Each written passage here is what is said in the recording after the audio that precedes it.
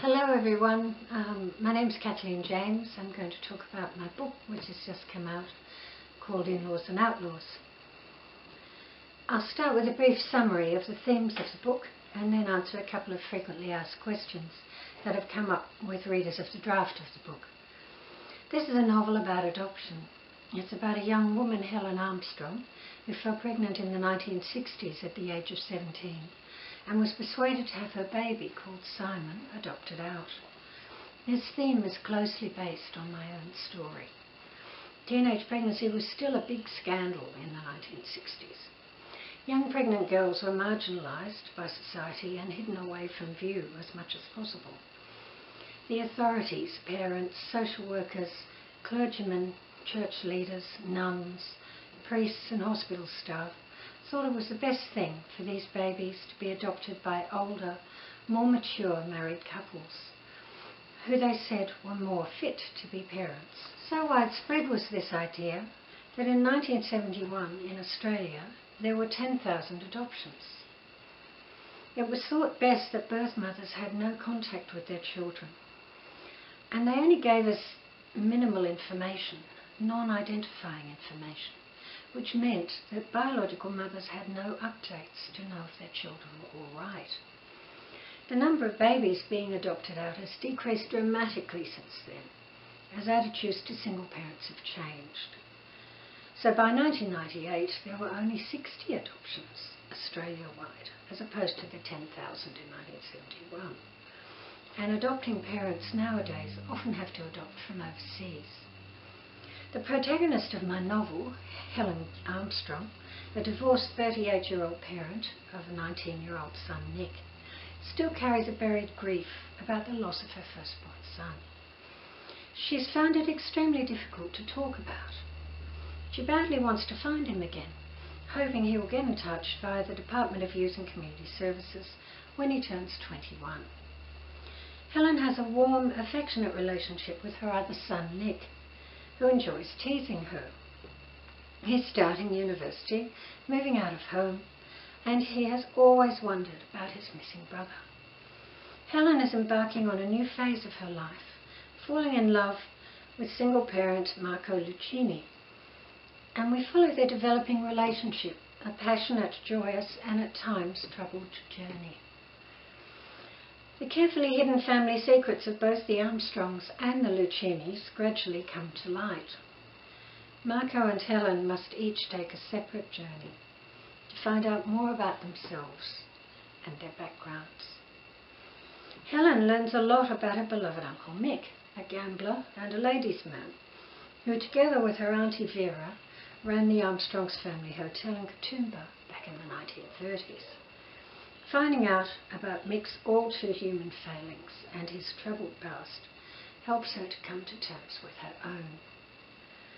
Marco also learns how complicated families can be when he discovers a whole new family of outlaws in Italy.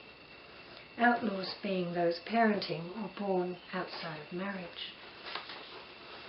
The story takes us from the Sydney waterway to the New South Wales south coast and Blue Mountains, and to Parma and Venice in Italy.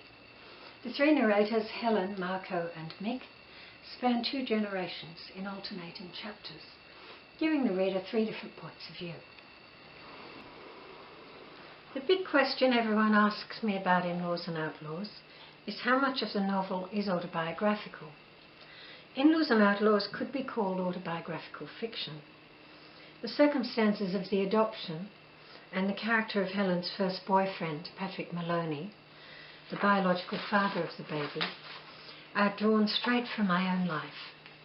Patrick is closely based on my first boyfriend, a blues piano player, who couldn't cope with the idea of settling down and having a baby.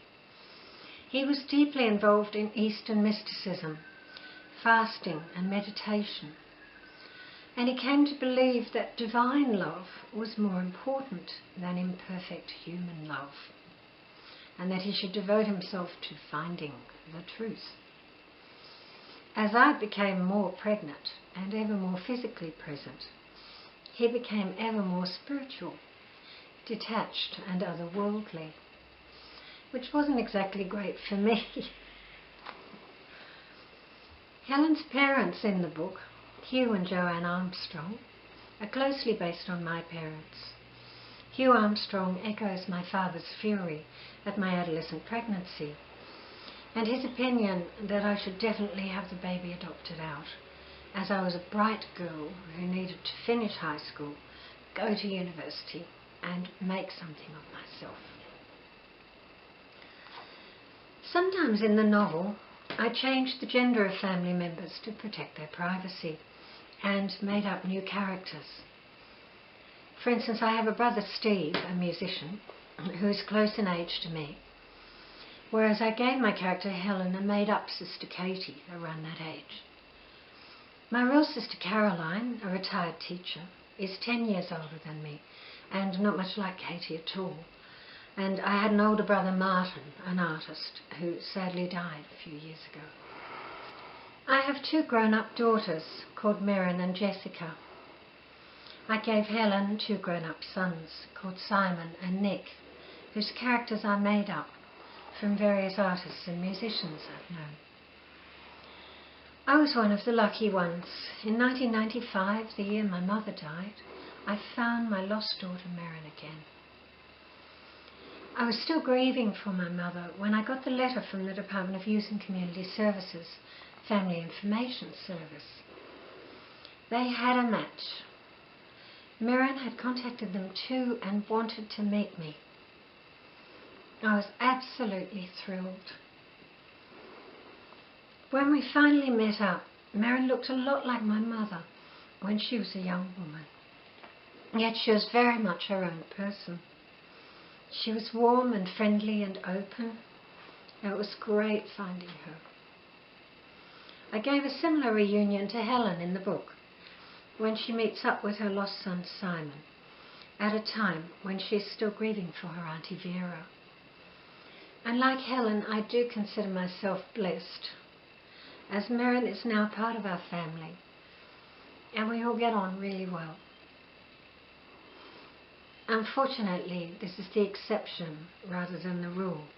It certainly doesn't happen to everyone who decides to try and find their biological family after an adoption. Helen herself is a fictional character, loosely based on myself, which gave me a chance to satirize my own tendency towards obsession and romanticism. She is seen through her own voice and thoughts, and through the sometimes fond and sometimes critical eyes of her partner Marco, as well as from the perspective of her Uncle Mick and Auntie Vera. The purely fictional characters in this book, apart from Helen's sons, are Marco and his extended Italian family, both the in-laws and the outlaws, Mick and Vera and Janie, and Helen's ex-husband, Pete Lawson. I came across a box of old photos that my brother's friend Dean Wiley was throwing out. Dean gave them to me with permission to use them however I liked in my writing. They were people in the 1930s fooling around down the beach, kissing passionately, playing ukuleles, taking holidays driving off in overloaded convertibles, and staying in guest houses in the Hydro Majestic Hotel in Katoomba. These marvellous photos inspired me to write the story of Mick and Vera and the Armstrongs' family hotel. Mick is a bit of a rogue, but still lovable. At least I think so. Helen and her sister Katie had a lot of fun on extended visits with their Uncle Mick and Auntie Vera, who gave them a really good time. I always wished I had the release of staying with close relations when I was growing up, so I gave this escape route to Helen. In reality, it was so difficult at home with my father's serial infidelities and my poor mother's despair that my brother Steve and I simply stayed out ever later with our friends in town, and even slept over with friends at weekends, which is how I got involved with my first boyfriend Paul so young, and the rest is history. In my novel, In Uncle Mick's Life, I created a mirror subplot about adoption in the 1930s, when life was even harder for unmarried pregnant girls. They often had to spend the pregnancy locked away out of sight in church homes for wayward girls. As Janie O'Brien, the young woman in my book does. I wanted to deepen the historical perspective on adoption for the reader. In the end, we get a long view that highlights how dramatically attitudes have changed in the present day. For instance, there's alternative legal guardianship and custody orders that have been introduced for relations such as step-parents and grandparents. And the Supporting Mothers benefit of 1973 has helped more young mothers over the years to be able to keep their babies. There are women's health centres now with counselling and mentors for young women in trouble. And there's also more effective birth control with widespread education about contraception. I've often been asked, how long has this book taken to write? People are often surprised by the answer. Inlaws and Outlaws has taken me about 8 years to write. It's been a long journey. I've been doing it in between various part-time freelance editing jobs. And I think it took so long because at first I couldn't even talk about the adoption, let alone fill the pages of a book about it. The blank page was an eloquent testimony to feeling silenced by a sense of loss and shame. This happened to generations of women in my situation. Writing the book, not just my adoption story, but all the varied human stories in it, has been a healing process, as well as my family and I becoming closer to my daughter Merrin all the time over the years. I'm very glad to stand here now today and be able to talk openly about it all. I'd like to thank my early readers who read a draft copy and gave me extremely helpful feedback and encouragement to do the final rigorous rewriting and editing. In particular, I must thank my eagle-eyed editors, who are my long-time partner Glenn Carapete, my daughters Jessica and Merrin, my ex-husband Bob McGowan and his wife Annette, and my sister-in-law Michelle Borden. And I'd like to thank my publishers, William and Irina Webster at Inspiring Publishers, for making it all happen. In the beginning, I would never have thought I could put something so personal as this book out into the world. Yet here I am doing it. Somehow making it fiction, telling the story of a woman a bit like me, only better looking and even more obsessive. A woman with a different family freed me up to explore the truth, which is of course only one point of view on the truth, but it's my truth and I offer it freely to my readers. I hope you enjoy taking the journey with me. Thank you.